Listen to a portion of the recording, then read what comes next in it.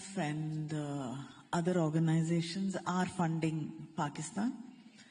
And sadly, what has to be used for the development of a nation sometimes get diverted to, harbor terror and, sponsor terror. We have, India, we know that has raised concerns about it and objections about it. And answering the second question also, I think the mission to send delegations across the world is to ensure that the world understands that, what kind of issues are actually, like in the subtext of, these institutions financing, countries which harbor terrorism and which finance terrorism.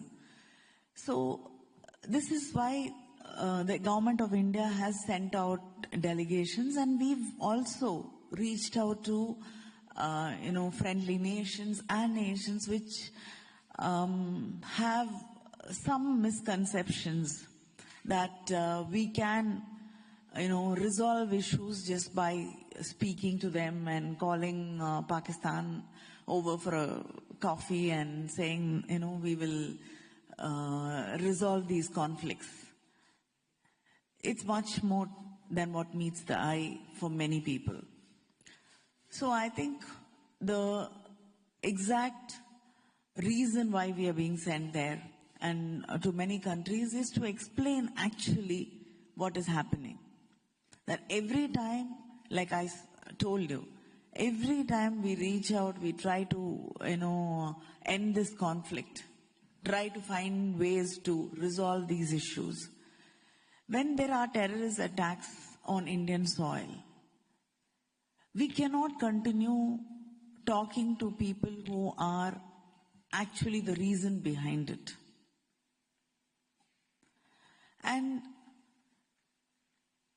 today, our own experience as a delegation, we've been to different countries. We have been able to, clear many misconceptions. We will not be able to delve into details, but we have been, able to have the opportunity to explain India's stand and also to clear a lot of misconceptions about what is happening between India and Pakistan. And we also know that many countries have condemned in very, very strong terms about what happened in Pahalgam. And nobody stands with terror. Nobody, and every country understands that, we've come to a point globally where, we cannot tolerate terrorism.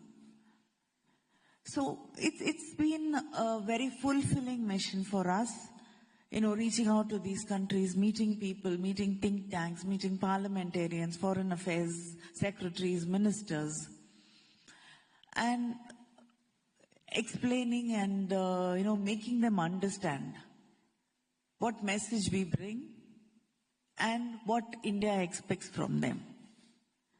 Because the world cannot be silent spectators anymore. They have to respond. And they have to ask for accountability. You wanted to know about the national language. I think the national language of India is unity in diversity.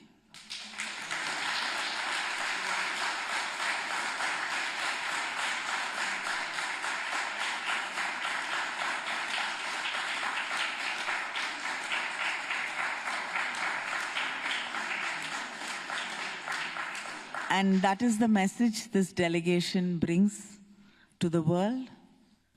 And I think that is the most important thing today.